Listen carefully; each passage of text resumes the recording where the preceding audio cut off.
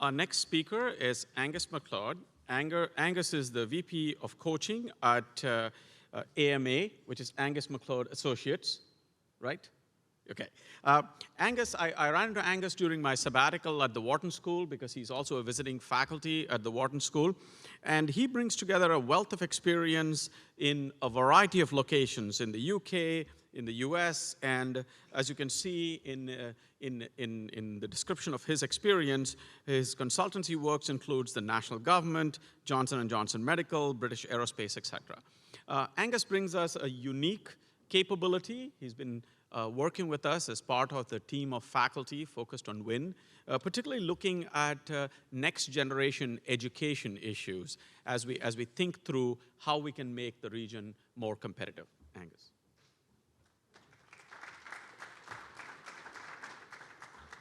Hi, thank you. Good afternoon. So this is a global leadership perspective, quite a personal perspective of global leadership from years. As Nanth said, associated with Wharton for some years on leadership programs, global leadership programs, 4 of them at Wharton, and published quite a few books on coaching and leadership now in many languages. I'd like to start, though, with thinking about companies and how they are organized and how we can categorize companies in terms of their competencies generally. So if we look at A, there is shop floor skills, and there are a number of characteristics for that, and I won't read through them. Some of them are on there, and that's not a complete descriptor of all of them. So we can look at shop floor skills as one layer of competencies for corporates. We could then look at operational excellence, and this is sort of systemization of the shop floor. So, you know, is there 5S there or isn't there? What sort of organizational practices are there? And Roy was talking about, you know, if you're going to do smart things, you need to get the basics.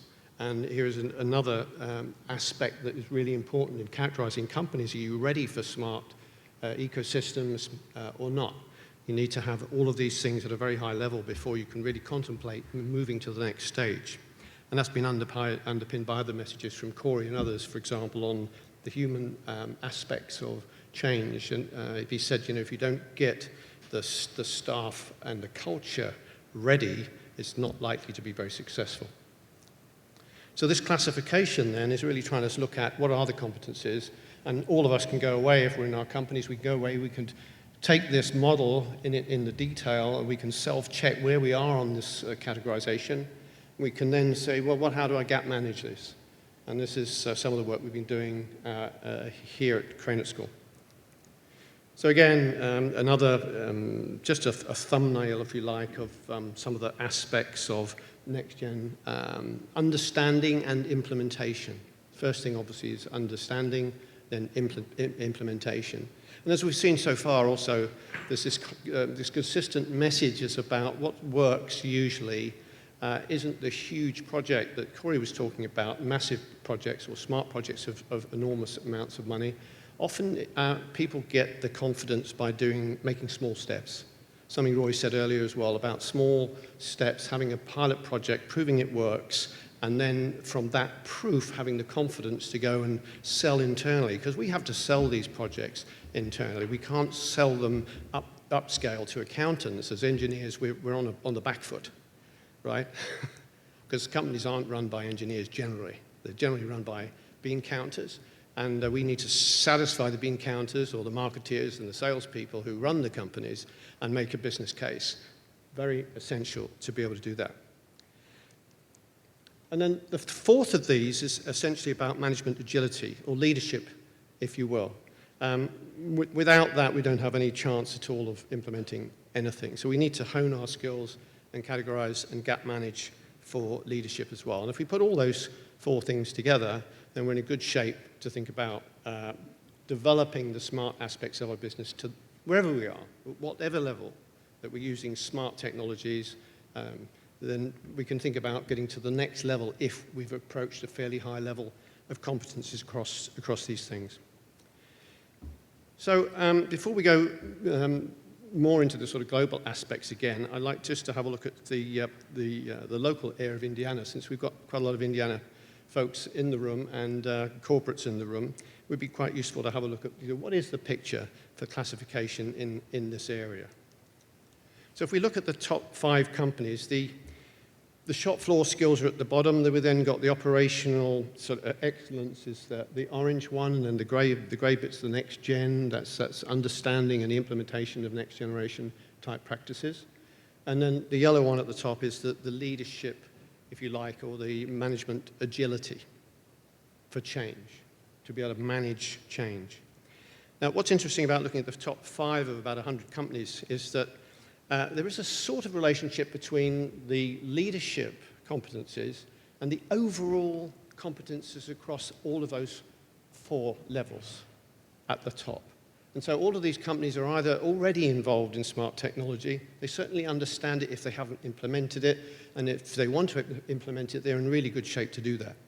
So they're, if you like, a very amenable sector for moving ahead to the higher levels, to the big data, the IoT type changes, blockchain changes, very amenable to that level of change.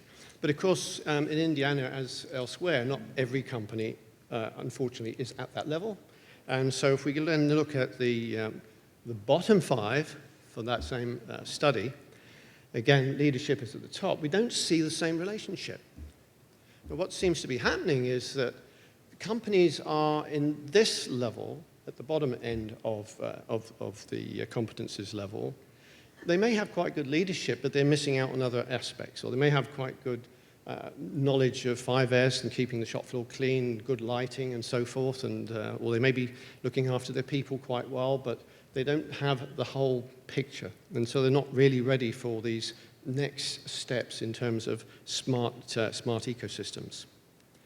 And what we need to do is to try and get understand those gaps and get those people up to the next level. But it's going to be, the next level is going to be about really what Roy was talking about, is those next generation steps, the tidying up the shop floor, getting the skill levels up, and bringing these people up to the next level so that they are ready to start doing small projects with digitalization, maybe at the first stages, and then later on OEE projects, and then after that, getting on to the next levels.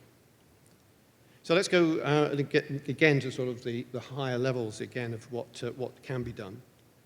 So John Deere, for example, leadership in IoT for them is, they say, and there's a quote, is key to current John Deere business strategy.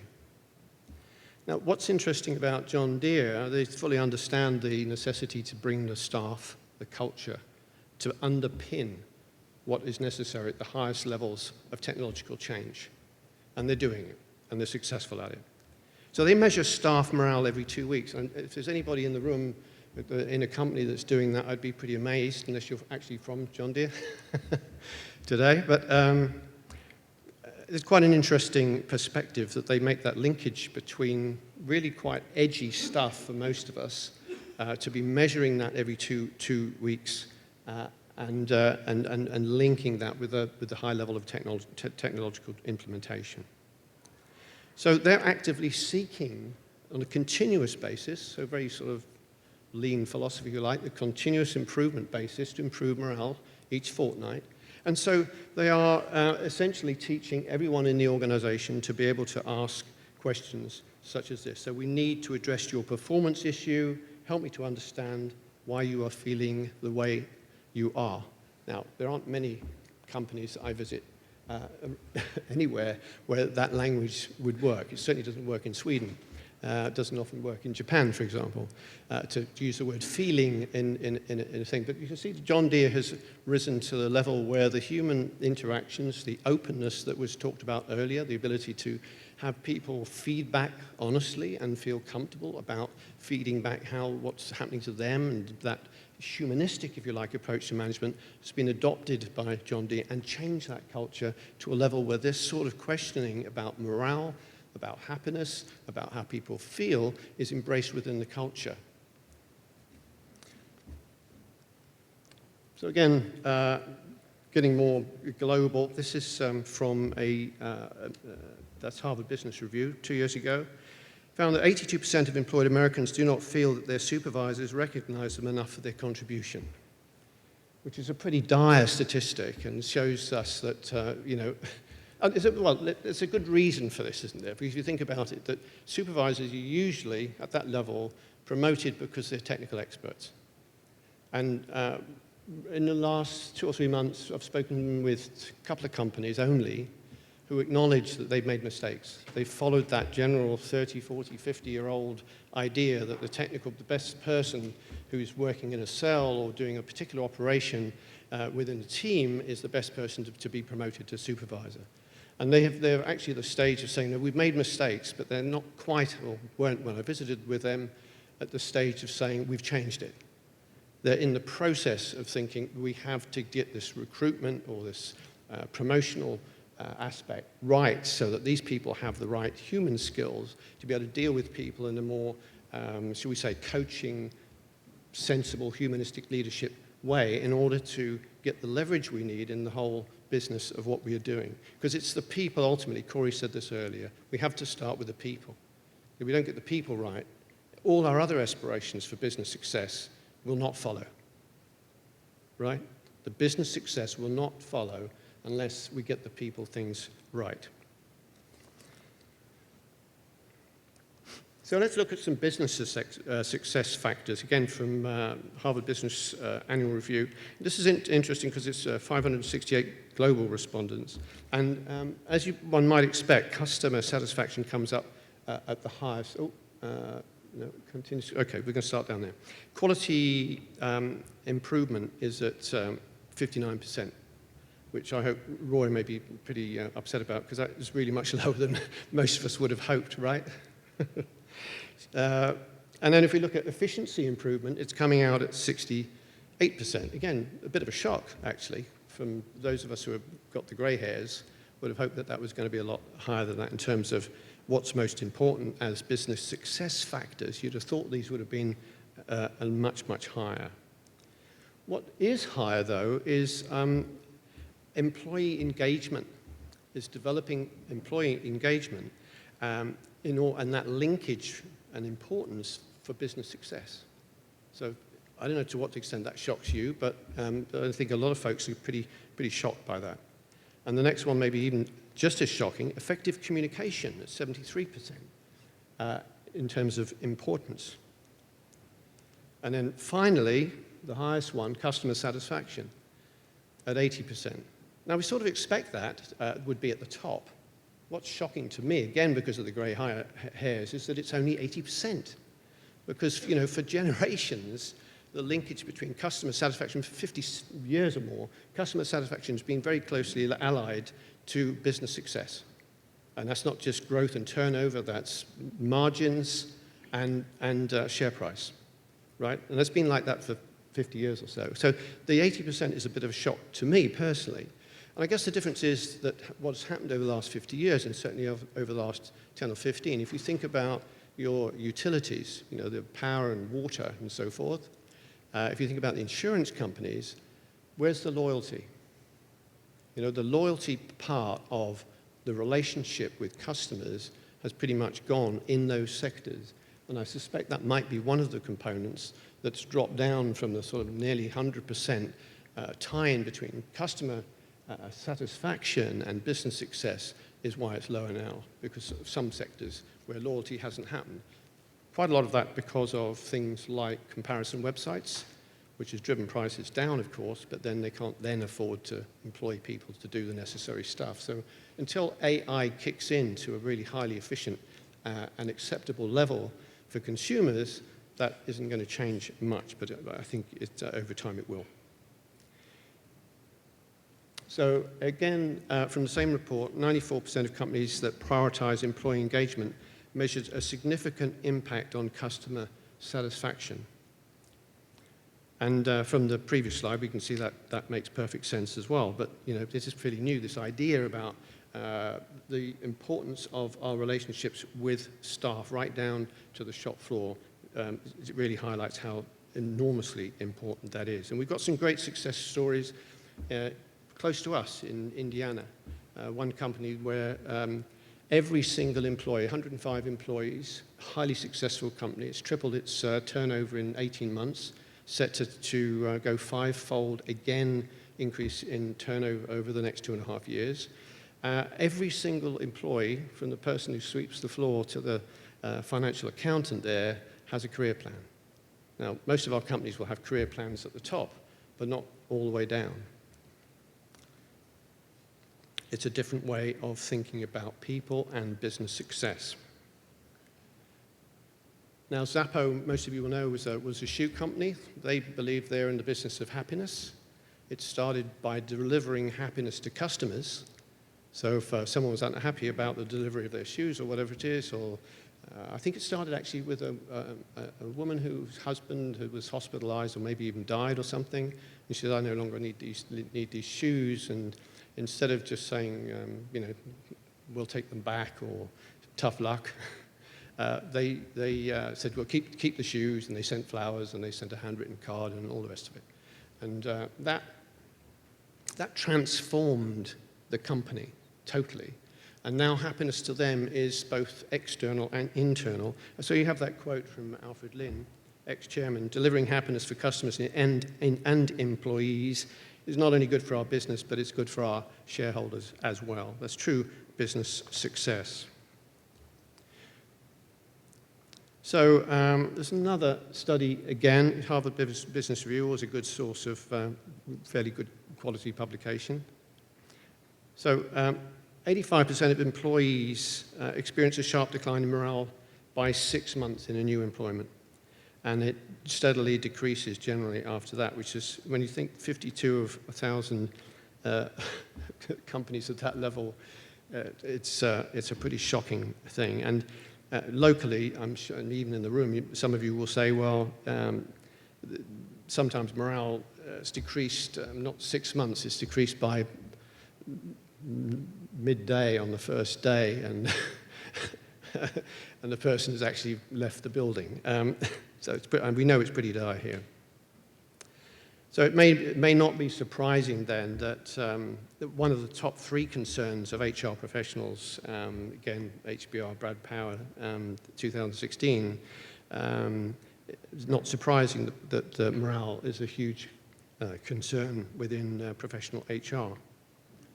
So let's look quickly at some of the key factors for happy staff, if you like, engaged staff,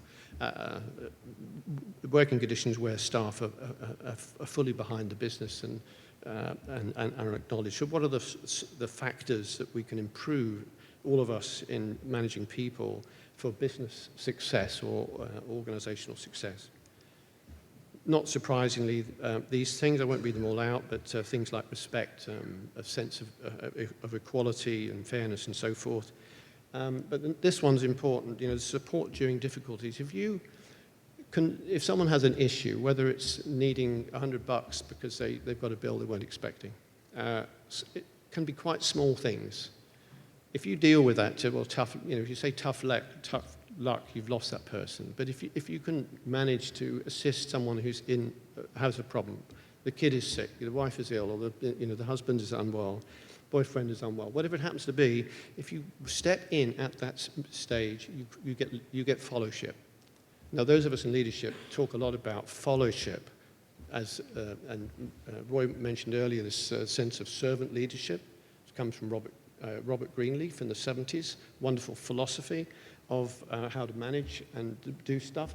But if you take care of people and you gain this fellowship, they will support you. They will do the extra mile, and you won't have managerial issues with them. They won't take a lot of your time to manage. So this is a great way of making a change, you know, straight away, is to take more time to listen to issues that people have and do your best to try and make them feel a lot better.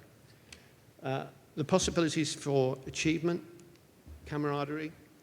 And if you think about camaraderie, you might be thinking about teams. You know, even if you don't have cells, it's possible to create virtual teams. You know, geographic teams within a shop floor. They don't have to be real teams working on one thing. You can put groups of people together, create codependency wherever possible, and you'll find you can get a lot more from them.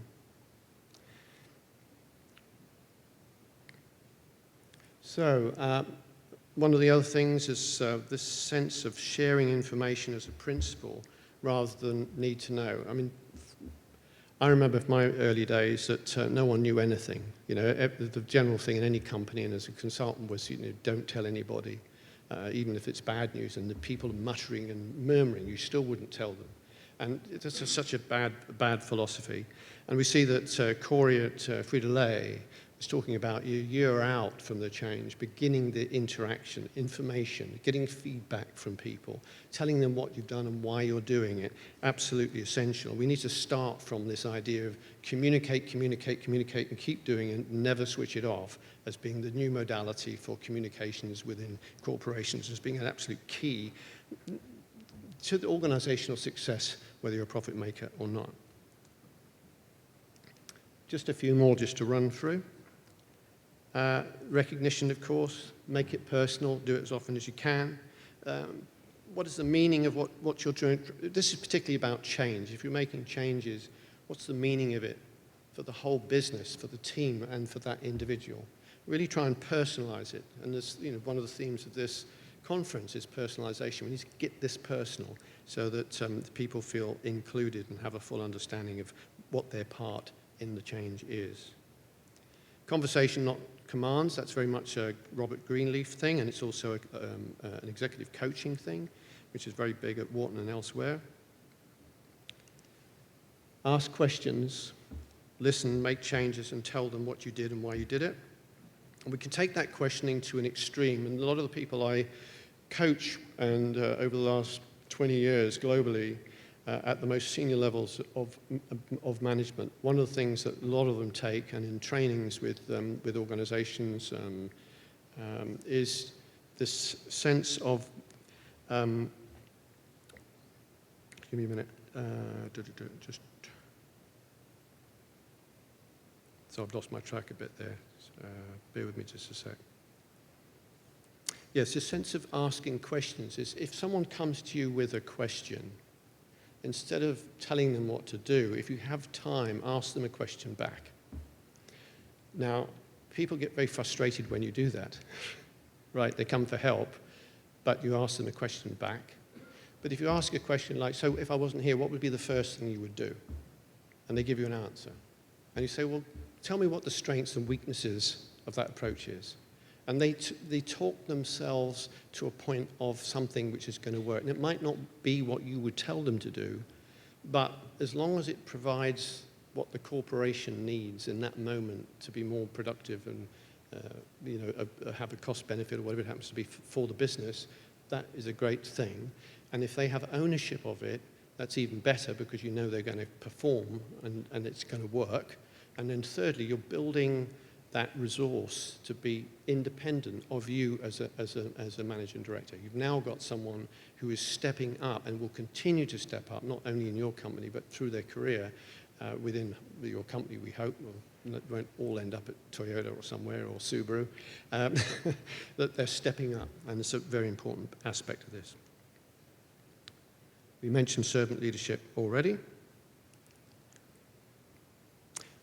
This one's quite interesting. We know this about, even as parents, some people are good at giving negative feedback, if I can call it that. Others, very few of us are very good at rewarding people and just verbally telling people what a good job they've done. We need to do that a lot better.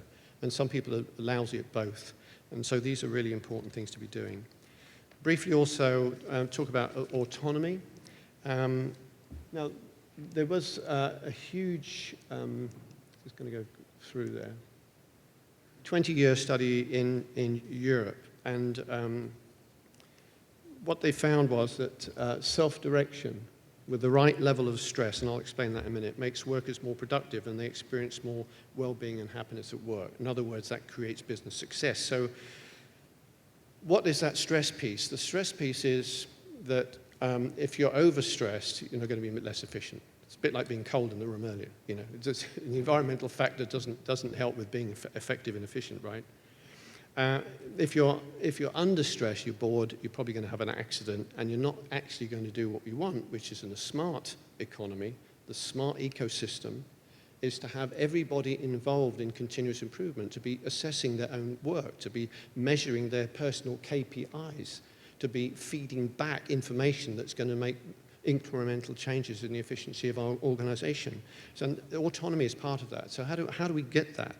And part of that would be, again, coming back to teams. You make the teams codependent and they are multi-skilled as well, then you can move people around. The team can move people around in that team. They can restructure. So one person can do one thing at 10 o'clock that somebody else wants to do at 2 o'clock, or someone has to run out to pick up the kids or something because they're sick.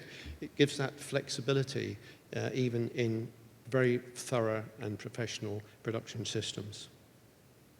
And importantly, staff turnover. Can I run over just a little bit, Steve? A couple of minutes, yeah? The important thing is staff turnover, apart from anything else, is reduced. Now, this is important. This is, in this area, Indiana, staff turnover can be absolutely horrendous, and we'll see that in the next slide. So, above us is the link there. I'm sorry it's so long, but I guess a quick photograph would capture it, or see me afterwards. So coming back from global to locally, every single company, I mean, we've spoken to, I can't remember, 170, 80 companies or so, visited something near 100 of them. So we had a lot of conversations and discussions with companies. We're finding that hiring and retaining people is very hard. We heard that this morning. And in many companies, the staff turnover is more than 40%. We hear that a lot. The worst one I think we've been to is about 130%. In other words, every 8 months, pretty much everybody in the company is gone and has been replaced. Now just think about that in terms of morale in the company. If you're one of the people who's training and the new incoming people into the company and they're gone in 3 days or 2 days or 4 days, that drags down the remaining few people who are the remaining talent, the remaining resource of how we do things here in this business, and it's dragging them down as well. So we seriously need to do something. So my question to you then, from what I've said earlier on, is if every company if managers and supervisors were better at employee engagement, if they were better at thinking about morale building and increasing the autonomy at work, would there still be a significant hiring problem? Because if they're still in the building and they haven't left, you don't have to recruit. And I suspect that a lot of, not all the problems, there are seasonal problems in 2 or 3 companies around this area. There aren't many that have serious, not in manufacturing anyway, in ag obviously yes, but not in manufacturing. So why is it that manufacturing is so bad? Well, you know, if we attended more to these factors, I believe we can seriously change this level of staff turnover. We can increase morale, and we know the end result of that is better business results. It also makes us much more ready for whatever next stage we're heading for in terms of smart ecosystems. And that's about it, I think, for today. So thank you so much. Thank you.